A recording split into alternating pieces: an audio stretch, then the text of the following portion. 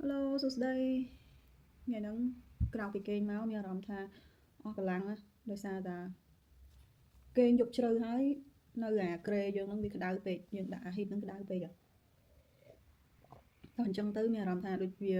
អស់ជាតិទឹកពេញខ្លួនហ្មងហើយ Ella can you go brush your teeth now please right now sweetie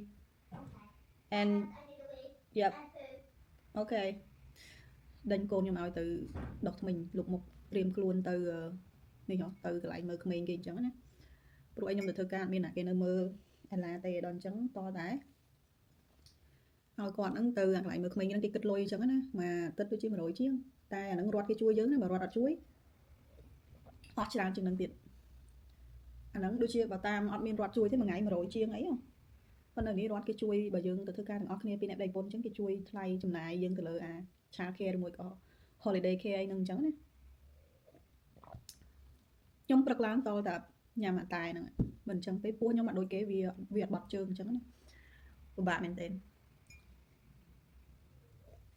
កាលពីក្មេងខ្ញុំចាំបានថាខ្ញុំអត់ពិបាកដល់ប៉ុណ្្នឹងឯងគ្រាន់តែអឺផឹកទឹកឲ្យច្រើនពេលព្រឹកទៅបត់ជើងតែឥឡូវតមានតែចឹងវាអត់បានអុយពាក់ពីជើងញាក់ចូលនេះ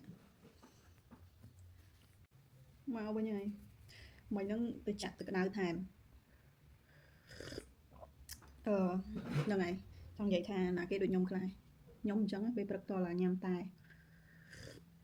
អញ្ចឹងទេកើតរោគកលអត់បត់ជើងធ្វើការចុះដល់ម៉ោងធ្វើការទៀតម៉ោង7:57បាត់ហើយម៉ោង8ហ្នឹងត្រូវទៅរៀបចំហើយរៀបចំមួយទឹកមួយអីចឹងណានេះមានអារម្មណ៍ថាវាអត់ស្រឡះវាអត់ freedom ដូចនៅស្រុកខ្មែរយើងនៅស្រុកយើងនិយាយទៅមកពីកាលនៅស្រុកយើងដោយសារតែខ្ញុំអត់ធ្វើការនៅតែរៀនអញ្ចឹងទៅយើងចង់តែថ្ងៃអាទិត្យឬក៏ស្អីអញ្ចឹងយើង